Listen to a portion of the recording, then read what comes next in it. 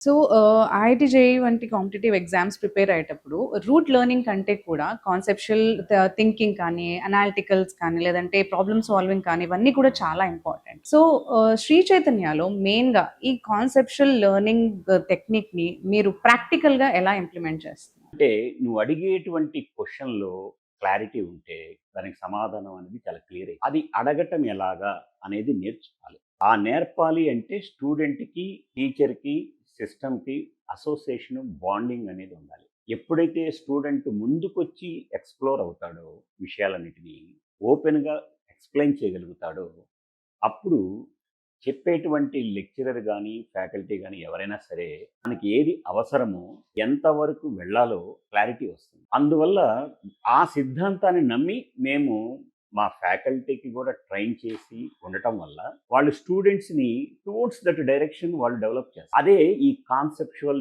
జర్నీలో చాలా యూజ్‌ఫుల్‌గా ఉంటుంది. వీటన్నిటికి కూడా ముఖ్యం ఏందంటే అడాప్టివ్ లెర్నింగ్ సిస్టమ్. ఇప్పుడు ఈ మధ్య కాలంలో వింటున్నాను ఈ పదం అడాప్టివ్ లెర్నింగ్ సిస్టమ్ అనేది. ఈ మధ్య ఐఐటీఏలో కూడా ఎవరో ఒక ప్రొఫెసర్ గారు అడాప్టివ్ లెర్నింగ్ సిస్టమ్‌ని ఇంట్రొడ్యూస్ చేద్దాం అనుకుంటున్నారు. ఇది ఆల్రెడీ చైతన్య చాలా ఏళ్ల క్రితం నుంచే ఇంట్రొడ్యూస్ చేసింది. ఇది చాలా గర్వంగా చెప్పుకోగలుగుతాం.